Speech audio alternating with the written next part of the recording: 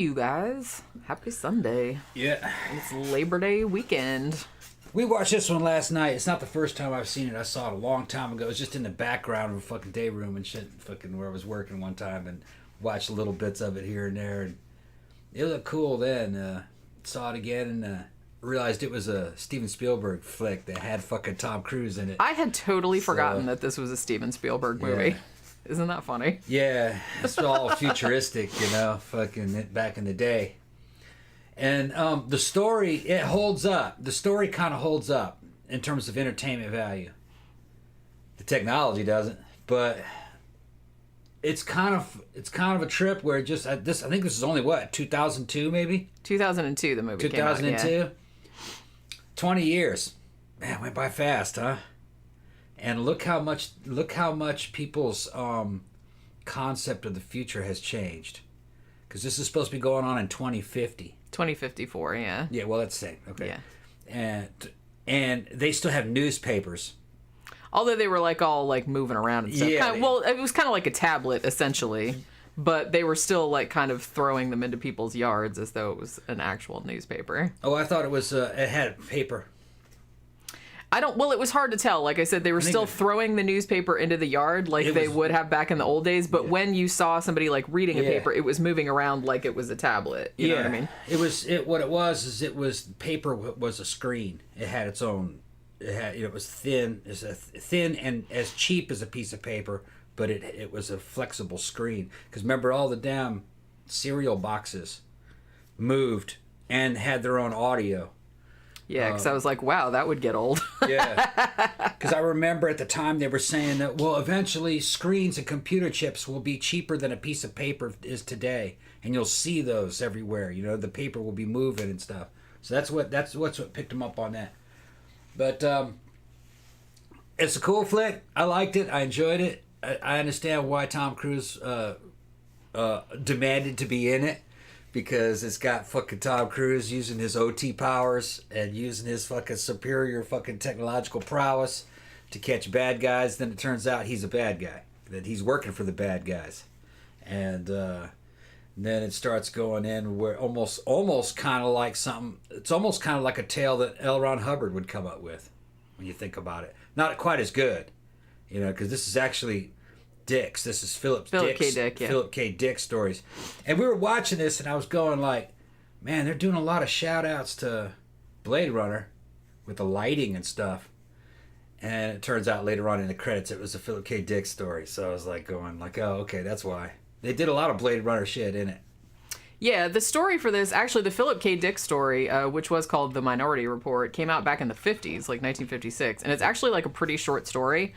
And I haven't read the short story, but I did read a synopsis of it.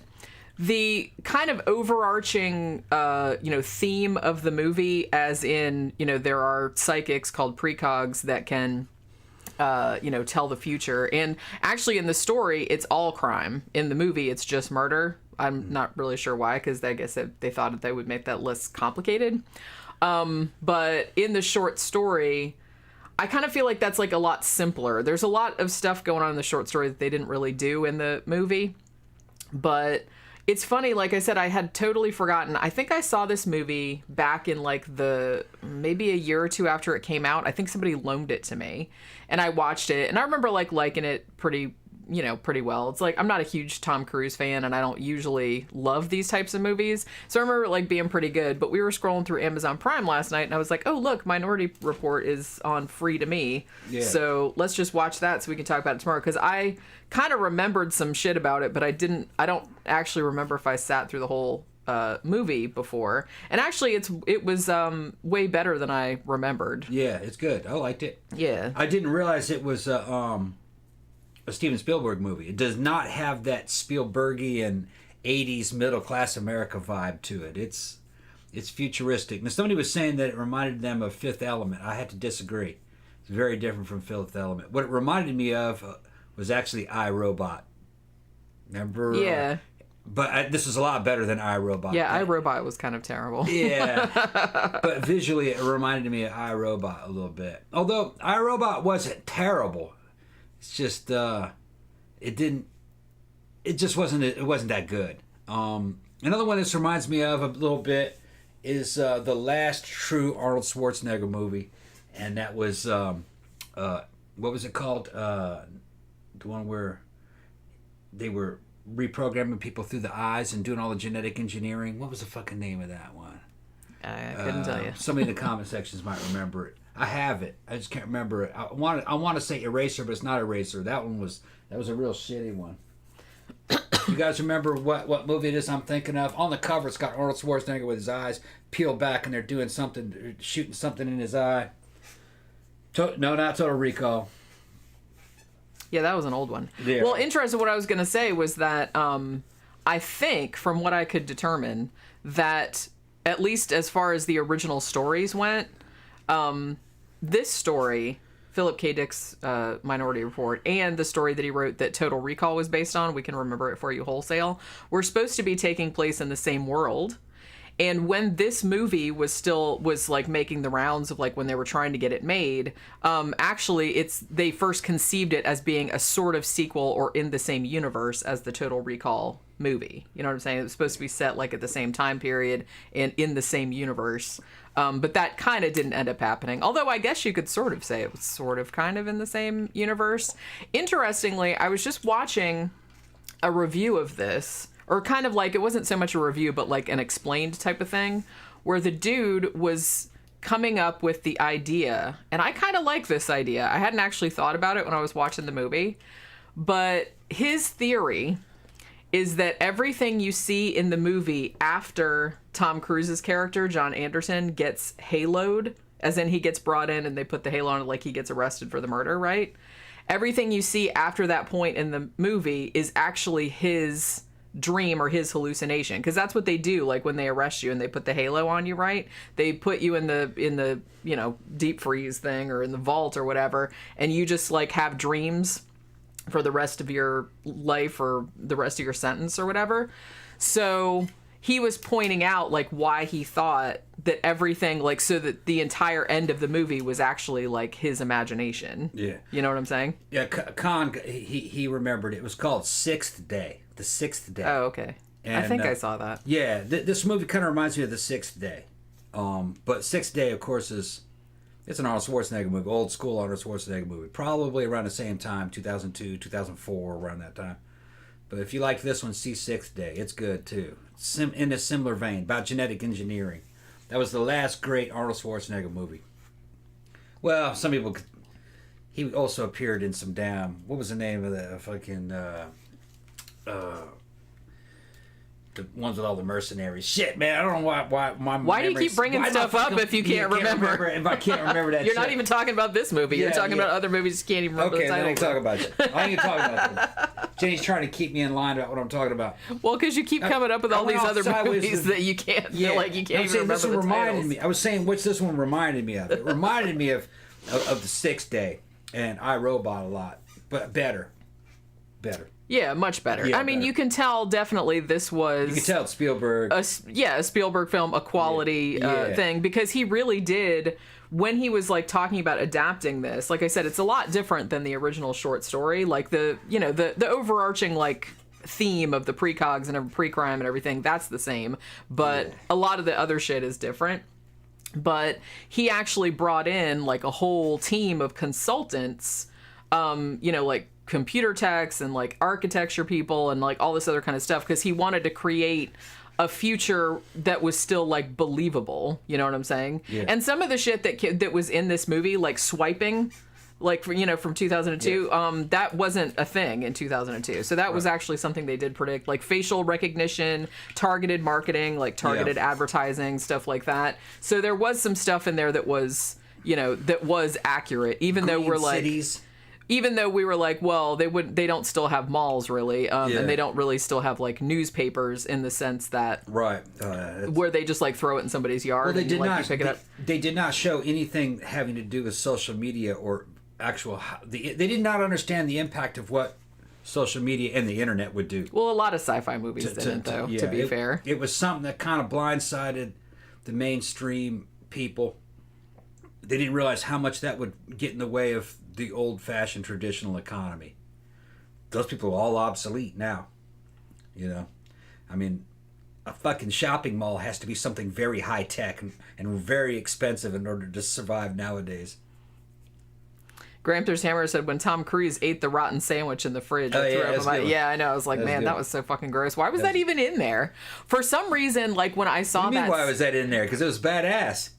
No, I mean, when I first saw I saw that scene, you know, and the guy like that had taken out his eyeballs and popped in the new ones, he put the sandwich, like a good sandwich in there. Yeah. And then, but there was like still rotten ones in there. And I was just kind of like, wait a minute, does that mean that Tom Cruise has been there longer than he thought? Or that this isn't the first time that he's done this to somebody and he just never bothers like taking the old sandwiches out of the refrigerator? Yeah. Well, I don't think the doctor did that. The girlfriend did that. It just, they were kind of trashy fucking junkies, you know, and she was grabbing his ass. She liked him, but she was just so trashy, she didn't ever bother cleaning out the refrigerator. And that's what would happen if in a dirty refrigerator. I had kind of forgotten how much, because I remembered, like I said, I saw this movie probably like in 2003 or 2004, and I had remembered it being like very, very serious, which most of it is, but there are some like funny, like almost, I would almost go like shading over into goofy kind of stuff. Yeah, like well, it did have some comedy. Like the one scene where, you know, they're trying to catch Tom Cruise and like they have the jetpacks. The jetpack fight. And then they like bust into those people's apartment and then like the back of the jetpack like cooks the woman's hamburgers and stuff like that. It's just like, you know, there's some kind of silly shit in there. Like, yeah. But that's okay though. I think they were trying to lighten the mood of the movie a little bit. Because it is kind of like, I mean, the whole theme of the movie, I guess, being, you know, free will versus determinism. Yeah. It's interesting because in the short story, John Anderton, the main character, who Tom Cruise plays in this, is actually like kind of an old, fat, bald guy. And but of course, you know, they can't have that in a movie, so they have to put Tom Cruise in there instead. But he, in the story, he was like the commissioner. He was like the big deal guy that started the whole pre-crime division, whereas in this one he was just kind of like, he worked for pre-crime and he had a backstory that made him really into the idea because his son had been kidnapped and presumably murdered, so he had reason to want to prevent crime and like get all on board with this whole like pre-crime situation, whereas in the short story, he didn't really have a backstory like that, but he was just like the commissioner and the one that had kind of like implemented it. I think in the short story too, it's weird because I think in the short story it was like post-apocalyptic or like post-nuclear war type shit too. Yeah, right, well that's would have been like Do Androids Dream of Electric Sheep. Yeah, that's what I mean. It's kind of just, it's the same. Yeah, they're kind of all in the same universe. Kind of like after ecological fucking apocalypses and stuff, all of them. Yeah, so this one was no exception, but I feel like they didn't really do that in the movie. In the movie, it just seemed like it was all high tech. Everything was high tech, and it was just kind of like. Well, not everything though. When you think about it, because remember the first guy that they caught, he was living in a normal apartment. Well, that was one thing, and Steven Spielberg had said that this was one thing and why he got all these people together. He said, because I wanted this to be a grounded, believable future. I didn't want everything to be like super high tech, because that's not the way shit works. It's like everything doesn't progress at the same time. Yeah. So he's like, some places like, you know, in Washington, D.C. and Georgetown and stuff like that look just the same because they probably would. Well, you know what I mean? Some of those houses are over 100 years old, so that means a house can stand for over 100 years. That's what he was saying. So he's like, so I wanted it to be like believe. So he did actually like really think all of that through and get like all these consultants in there because he wanted it to look like a very lived in sort of future, like not super sleek, and there's still like remnants of stuff that we would recognize. Tom Cruise's apartment was all high tech. His fucking electric car would stick to the side of the wall and go up and meet with the side of his apartment, and he'd walk out. It was all super high tech, but it was dirty. He was doing drugs in it, smoking future crack. I like that they made him like a drug addict. Yeah, he's a drug addict. And I like that they made him kind of like a fucked up sort of character. Yeah. Because I think that's good because that gave him like an arc. Because like I said, it's based on a short story, and the short story is like very short. So it doesn't really give a backstory as to why this character would want this pre-crime thing. Why it's kind of like the short story was kind of like examining a different thing. Yeah. So I like that they gave him this big long that would give him a reason like to want to implement this program. Yeah, but I was noticing that everything in the movie though, it conformed to Scientology's fucking Gnosticism. It all did. The idea of willpower actually ruling, the individual willpower, technology, And then, the drug addiction thing was an aspect. Remember how they were big into Narconon? Yeah. All that shit would have fucking played right into. And then the idea of psychic abilities alongside with, merged in with high tech technology. All right, that's right there with fucking Scientology. Right there with it. You know what's interesting about this though is that even though they didn't change the title, because normally when they adapt Philip K. Dick stuff, they change the title. They didn't change the title of this. The Minority Report is the actual title of the short story. But the weird thing about it is that in the original short story, you know, if you haven't seen the movie or read the story, like what a Minority Report is that there are 3 precogs, and sometimes every now and then one of them has like a dissenting vision, showing like another alternate, another possible future, and that's called the Minority Report. Now, in the short story, that's kind of like, you know, the fact of him discovering that there is a Minority Report on a particular crime is a thing that kind of makes everybody like question the whole system. Whereas in this one, they find out about the Minority Report thing, but that's not what it almost turns out to be, like not important or like a red herring type of thing, because it doesn't play into it doesn't play into freeing him of the crimes. What plays into it is the whole concept of the echo. You know, where sometimes the psychics have like echoing visions of like they see the same murder over and over again, and the techs know not to look for that because they're like, oh, they're just seeing it again. That's just an echo of shit that already happened or was already prevented. And the fact of like the main dude, like the main bad guy, Max von Sydow, knowing that that's a thing and like using that to commit a murder, knowing that, you know, that it will be. So it gets in. So really what the villain is government corruption. That's the main factor. Think about it. Yeah. Government corruption caused the whole thing, which that's very Scientology. Very much. I think it's interesting too that it's almost kind of like, because like I said, they kind of explore in this movie a lot of the whole, you know, is the future predetermined, you know, and making pre-crime like it, you know, that's going to happen. This person's going to murder this person or whatever.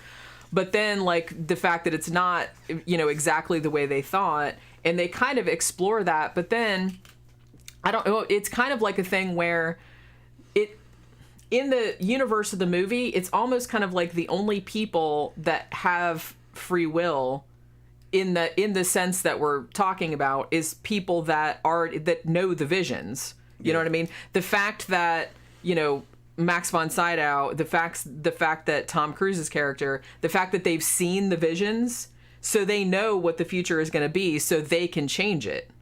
Yeah. If you didn't work for the police, you know, commissioner, you didn't work for the pre-crime unit, and you didn't know what the vision was going to happen. You couldn't be told anything. Yeah, that's the thing. And actually, Max von Sydow wasn't part of the government, more like a government contractor. They hadn't fully merged with the government yet, had they? Well, yeah, and I think that was a good thing to do, because I think in the short story, it had already been implemented everywhere. Yeah. Whereas in this, it was just in DC, and it was almost kind of like a pilot program. Yeah, and another thing that's funny is that they just kind of would gloss over that this is done by decree. Remember when they were arresting people by decree of something or other, blah, blah, blah, pre-crime? It was just a decree. It hadn't been adjudicated or authenticated by the Senate or anything like that. It was just done by decree. Thank you, Victor. What do you say? I'm going to miss Wednesday and Friday shows have some future money. Well, thank you very much. Yeah, I got a couple shout outs too, but I'll wait till the end to do those. But that goes back into the Blade Runner and the Ridley Scott version of the future, where governments are basically held captive by corporations. That corporations are decreeing what should happen and telling governments what they should be doing, because everything's subbed out, which is kind of ahead of its time. That was going on for a long time, though. That really started in the 40s. But the thing about it, though, is that in this movie, like I said, it's just in DC, and it seems like isn't there, like, because there's an ad at the beginning where there's like a politician or something like that who's running and is saying, you know, vote yes on this, whatever. So it's, you know, people are still voting on whether they want this or not. But the fact that the Department of Justice sends Colin Farrell's character, you know, Witwer, to DC to kind of like oversee this program, and he's not really like on board with it, and he's kind of in there to look at it to see if this is something that we want to implement nationwide. I think that was a good, from a storytelling standpoint, I think that's a good kind of way of coming into the world, because you're bringing him into the program and he doesn't really know how it works, so he has to have like Tom Cruise explain it to him, so they don't have to like set it all up in a really clunky sort of fashion. And by the time this is happening, they already have, tens of thousands of people in pre-crime prison? Yeah. Which are kind of like in suspended animation. And they just put the thing on him and like give him, hallucinations or dreams or whatever. Yeah, I guess they're pleasant hallucinations. You're just in that shit. You never come back out. Are they pleasant? They show what they're seeing, and it seems like they're just kind of replaying things from their past over and over again. Yeah. It didn't say whether or not they age. Maybe they do age. You might just stay in there in a fantasy until you die. But they got them all stacked up. Like in a vault. Like in a vault. In the end of the movie, of course, when all this shit falls through, they're all pardoned because they didn't commit any crime.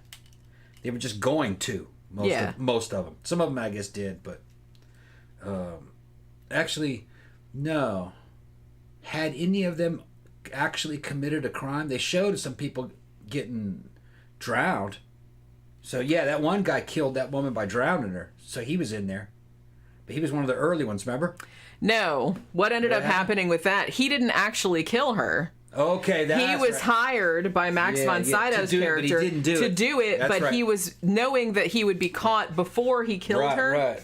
And then Max von Sydow stepped in after they took that fall guy away. So that guy didn't kill anybody he didn't kill anybody. He was going to, though. Max von Sydow killed her. That's right. But the reason that he set that up was because so he could kill her and make it look like an echo. So in that private prison, nobody had killed anybody. No. They were just supposedly going to. Yeah. It's a trip when you think about it. They'd love to do that. Well, but that's the thing about this kind of story, is that it really does kind of go into, could that ever be infallible? No, it couldn't. Because obviously, just because... Humans can game a system, any system.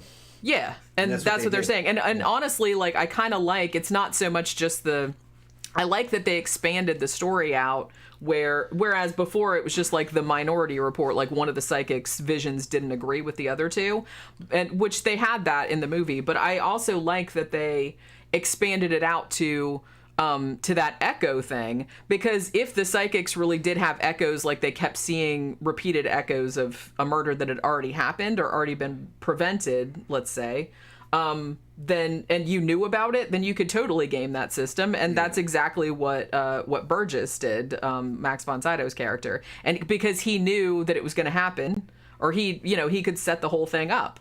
You could just hire somebody and look at, as long as it was close enough, they would just like think it was an echo. So I think that was like a really good, and and it just went to show that the system could never be a system like that could never be infallible, because you don't know, just because like 3 psychics who are supposedly never wrong, like saw some shit. But as I said, they even like, if you worked for the police thing and like saw the visions, well then you would know what was going to happen, and you could change shit.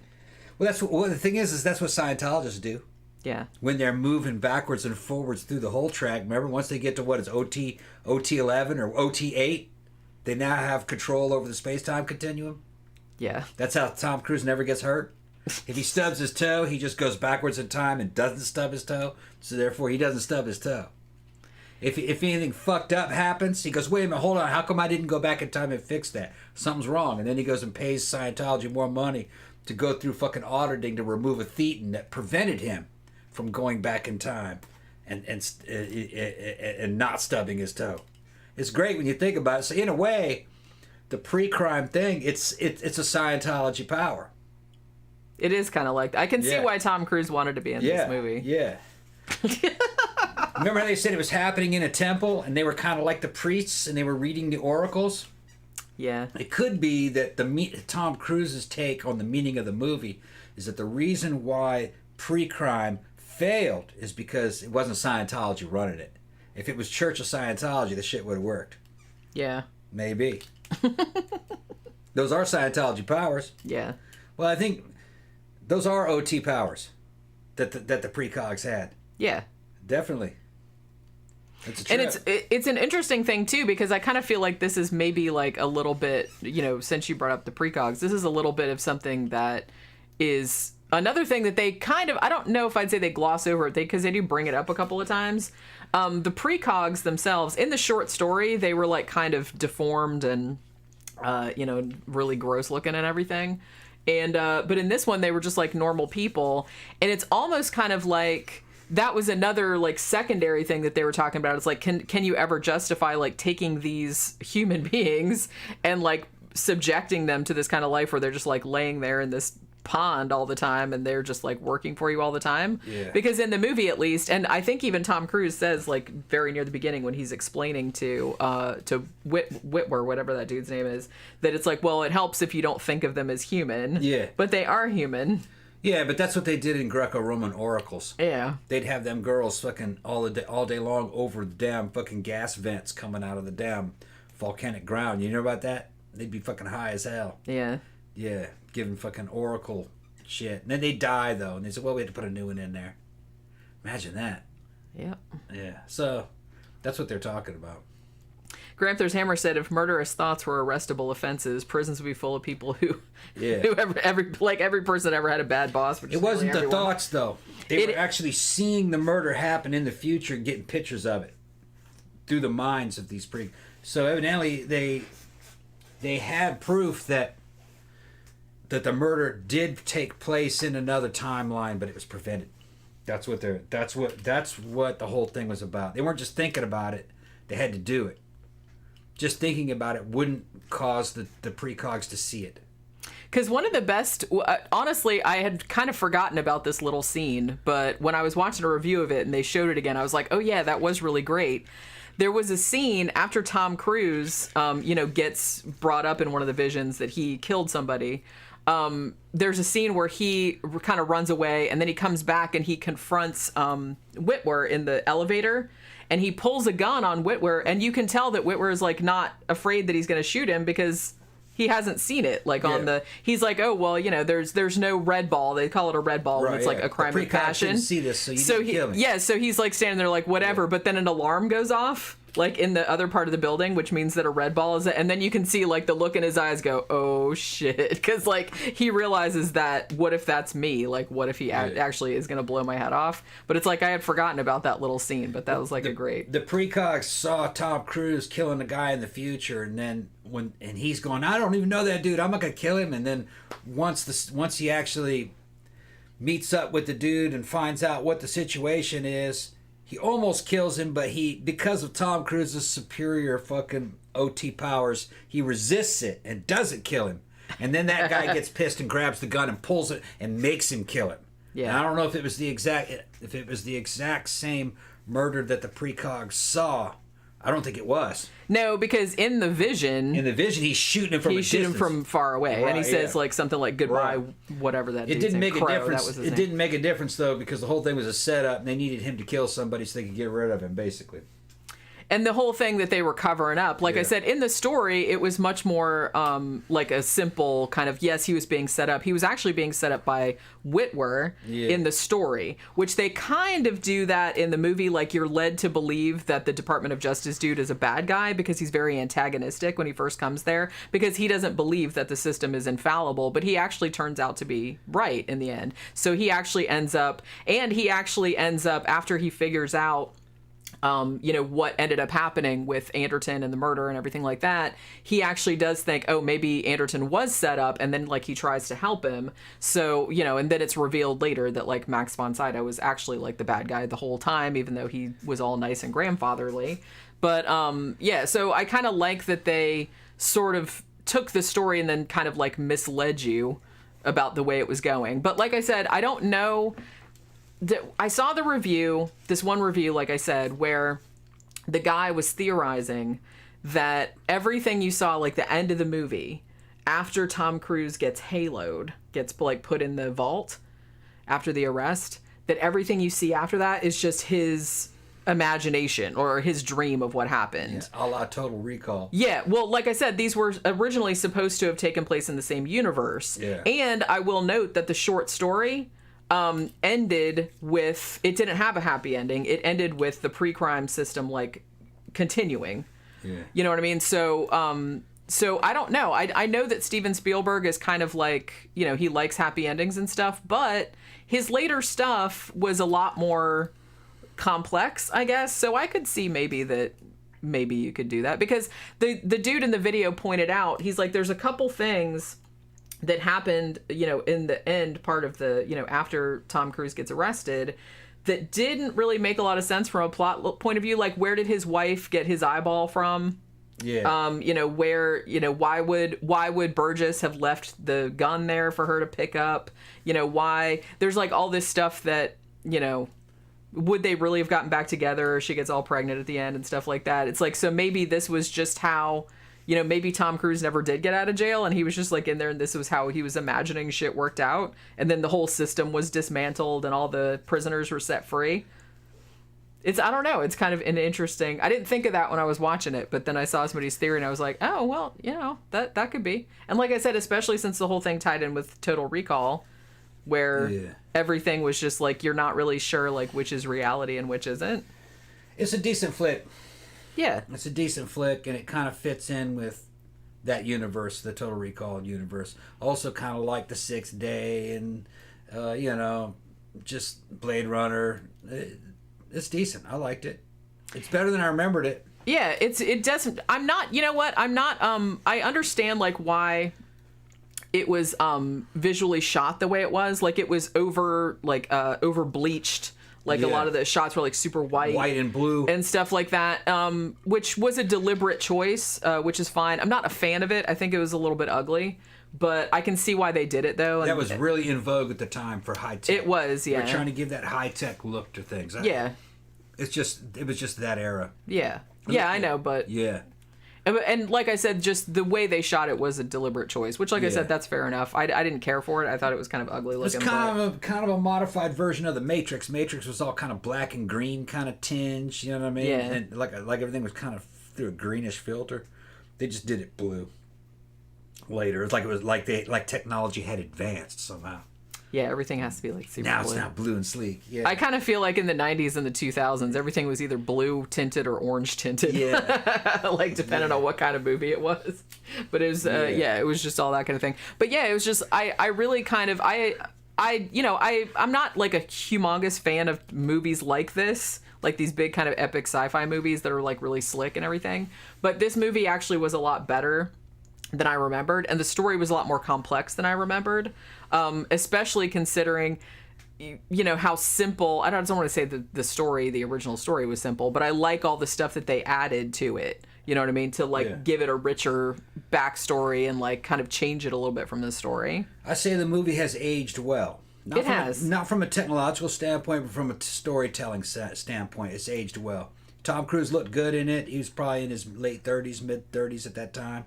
It's funny when you look at his physicality, you could tell he's working out. You could tell he's doing possibly a little bit of PEDs. But I didn't realize that Tom has such narrow shoulders. He's got narrow shoulders for a guy. Another thing that I liked about the movie is that they didn't hide the fact that he's much shorter than other people in this. Yeah, they didn't at least try to make him like look bigger than everybody else. Yeah, you know. In other movies, they really try to fucking downplay that. Give the illusion that he's the same size or as big as everybody else. That he's kind of a big guy. He's a little bitty guy, you know. Actually, I didn't say little bitty. He's about 5'6", probably. Although they'll never claim that. They'll claim that he's 5'10". Yeah, well, no, he's 5'6". It's just, I mean, there wasn't too much. Like you said, you know, the first scene where they kind of show him doing his stuff, you know, with the sliding thing where he's doing this, that, and the other thing. You can tell And this is one of the reasons why I always have like trouble watching like Tom Cruise movies, because he always just comes across as like just that little bit like super cocky, like look how awesome I am. This blah, is blah, some blah. high-tech shit I'm doing check here. it out. He's all serious and everything. So it's like that just kind of like funny to me. And there are some kind of things in the movie where people talk about, oh man, he's the best and this and that and the other.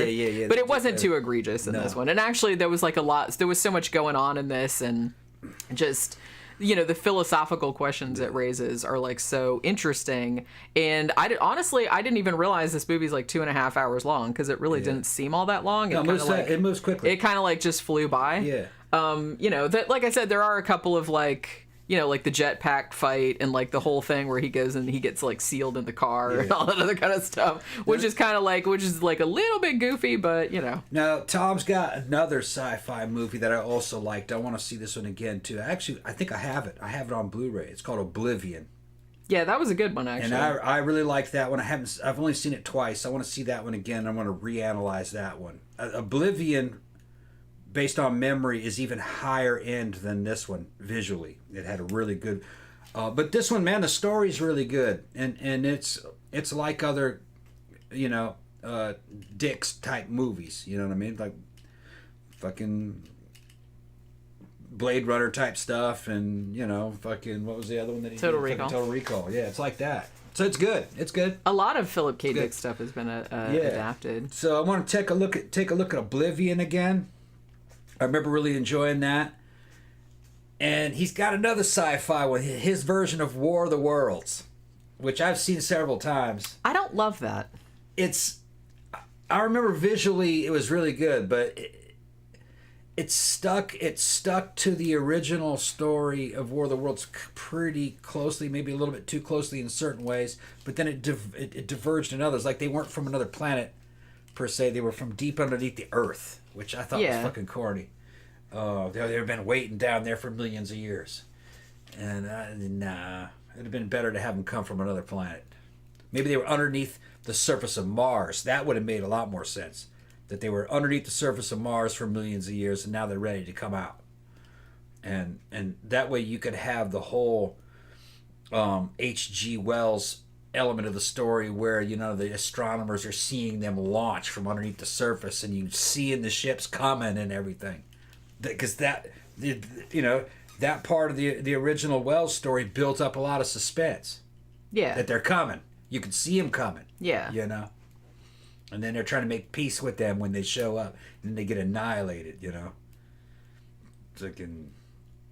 That's where, in the whole trying to make peace with them and getting annihilated is where the 50s version of War of the Worlds got it right, where they send the priest down there. I'm going to talk to them. They're God's creatures. And then they fucking annihilate the priest. Not. Nothing but just a shadow left on the ground of him. Yeah, that was pretty cool. Yeah, I was going to ask about, because Xanadu was saying about The Man in the High Castle, which I actually haven't seen. I haven't read the book either, but yeah, I knew that they had made like a adaptation of it that was like a series. They also did a series of this, Minority Report series. I think it started in 2014 and ran for a season or two, but I don't know. I heard it was okay, but I haven't seen it either. And then Gramthars was asking if there were any Philip K. Dick stories that haven't been made into a movie yet. I don't know. I'm sure there are a couple, but a lot of his shit has been adapted. Somebody asked about Dark City. I definitely want to do that one of these days because I really, really like that movie. Somebody also brought up Dragged Across Concrete, which is on my list to do as well. And Take Shelter, which is also on my list. I just haven't got around to it yet. So, okay, so we had a couple shout-outs to do. I wanted to save them till the end, right? So yesterday, after we streamed, or wait, no, we didn't stream yesterday, but yesterday afternoon, we got a little package last night. And in it was from Sergeant Rocco, and there was some chocolates in there. Because remember on Wednesday night's show, he said he was going to send us some Buckeyes. Because I said I had never heard of that, like good. Chocolate and peanut butter. Yeah. And man, they're pretty damn good. They're kind of like a real soft, creamy version of a Reese's Peanut Butter Cups. Yeah. Now they were a little bit melted, but not a couple of them were melted on the sides, but the ones in the middle were and still it's because when they dropped them off, they didn't tell me they were on the front porch. Yeah. I just had to find them out there. Because they had ice packs in there, like, or dry ice things. There's like dry ice in there, but it had already kind of, the dry ice had already gotten weak. It wasn't cold when you got them out of there, was it? No. Yeah. Yeah, it's hot here, y'all. It's hot. So. But like I said, I think really the ones on the side were like a little bit melted. Yeah, they weren't that bad. But they weren't round. They kind of went a little. But you know, like I said, put them in the refrigerator and they hardened back up. Yeah, they're still good. Yeah. Also, wanted to say too, got this. Yeah. Got that from Bee's Nest. Bee's Nest got that in Mexico. Look how fucking cool that is. Turn it so they can see it. Oh my god, that's so awesome. Yeah, Dia de los Muertos. Yeah, skull. That's so and awesome. like a dude, you can tell that Bee's Nest is a man. Motherfucker left the price tag on it. Ain't that something? Oh, yeah, I forgot about that. Oh, yeah. Dudes don't think about anything. I don't know what it is that they are thinking about. Yeah. But and also, remember a long time ago, I said that I was working on a Halloween board game, and I said, "Oh my god, I only have a couple things to do to finish it and stuff like that." Guess what? It's fucking done.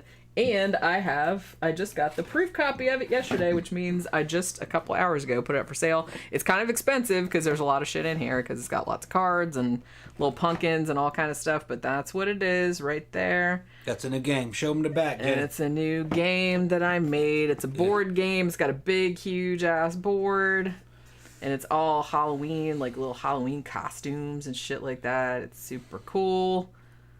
Yeah, so there it is. It's on the Game Crafter. I'll probably there's a link to the Game Crafter thing in there, but I just put it up for sale today because I just got that yesterday, and I looked through all the stuff to make sure it all looked good. And, and it looks good. I have a couple more that, I have my Absinthe one and my Ancient Egyptian one.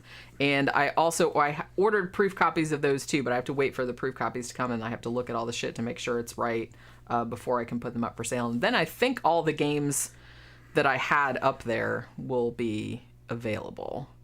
And then eventually I still want to do like a horror trivia game one of these days. And I definitely want to do one that's like, I wanted to do one like a German expressionist type of look or type of theme to it, but I don't know what the game's going to be yet. That's probably going to be next year though. But but I finally got all the ones that I had up there like kind of done and ordered so I could look at the proofs. So, rest of the message got to cut off, Jenny. Oh, want to say your hair looks awesome today. Well, thank you very much. I just shaved it earlier today because I think tonight we're gonna go out, right? Yeah, that's right, because tomorrow's Labor Day, so they're doing like a special. I think it's kind of like Memento Mori, but I think it's like a couple different DJs. All right, I think, as far as I'm aware, but yeah, they're doing like a special one tonight because tomorrow's a holiday, so we're gonna go out tonight. So we didn't go out last night. That's why we watched so many movies. Now tomorrow we're gonna be talking about Fire in the Sky. Yeah. The movie. The movie about Travis Walton. Yeah, we saw it. We watched that on last night, too, because we were scrolling through Amazon Prime, and I was like, oh, yeah. And it's weird because, you remember we did the show about Travis Walton? Yeah. And I could have sworn that I watched Fire in the Sky before we did that show. But, like, then we started watching the movie, and I'm like, you know what? I don't think I've fucking seen this movie. Yeah. I've seen scenes from it, like, the alien abduction and everything like that. But it's like, I don't think I'd ever sat and watched the whole thing, and I'd forgotten like how star-studded the cast was. And yeah, it's better than I remembered it. It just it's just the abduction scenes of what the aliens did do not fit what Travis Walton said, and I don't think Travis Walton was real happy with that angle of the movie. They definitely tried to take it in the direction of like Alien 1 or Alien 2, real fucking slimy organic fucking ships and everything. That's not what he said. Yeah, it was like, clean up your ship, aliens. God damn. That's not what it was. It's so goopy. And I like Travis Walton's story about what happened when he got abducted, But maybe, I don't know. I guess we'll talk about that tomorrow, too. But it's kind of like maybe that wouldn't have made, as good a movie. Well, it's because it wasn't that believable, what he said. Well, the shit that's in this movie isn't all that believable. Yeah, right. It's even less believable. Right. But like I said, even though still it was cool. a weird case, I think all that shit was just recovered memories from hypnosis. Because when they first found him, he couldn't remember what happened. Yeah, that's the truth. I don't think you. Well, it's kind of like, remember we talked about this a lot on our Satanic Panic shows, where it's just kind of like there was a subset of therapists and stuff like that were hypnotizing people and like maybe deliberately or not giving people suggestions and leading them down to certain kind These are the same people that got little kids to say that they were abducted by satanic cults and flushed down the toilets into secret rooms, and then where Chuck Norris was. Yeah, with Chuck Norris, and that the Satanists all escaped in a balloon, and just fucking stupid shit like that. Look, you can get kids to say anything. Well, yeah, they're very imaginative. Yeah. Beowulf asked, what was our favorite part in Minority Report? Honestly, you know what? I quite liked the opening sequence where they were, the whole thing where they were setting up where that one guy was like going to kill his wife and the lover. Because I like that I like that it set up the whole concept of pre-crime and everything like that without really explaining it. Like it just kind of showed it. So I thought that was really well done. And I liked a lot of the vision sequences. Yeah. Now, the woman that played Anne Lively, and you only see her really in the visions, was that not Jessica Harper? I'm pretty sure that was Jessica Harper. In case you don't know who that is, she was in Phantom of the Paradise and the original Suspiria, among many other things. She was also in the Suspiria remake, briefly. But I could have sworn that was her, but I don't know if it was. My favorite part is when he got his eyes swapped out. That was also a really good, like when that whole time when he was in that like scuzzy ass apartment and that dude was like real. Yeah. Like. He had the timer and shit. That was a very good sequence. He's getting ready to change his eyes. You locked me up. And I'd be like, shit. Maybe I should find another eye replacement. Eye replacement technician. Yeah. I'm sure there are a dime a dozen in the future. Well, I guess there was like a big black market in like getting your eyes swapped out, right? Because everything was like was done through your eyeballs. So yeah. All right. So I liked the spooky plants, says Sandra. Yeah, that was a weird scene. Genetically engineered plants, I guess. Yeah, with all the, because of course. Google says that was Jessica Harper. See, okay, I was right. I know I recognized her. I was like, that looks just like Jessica Harper.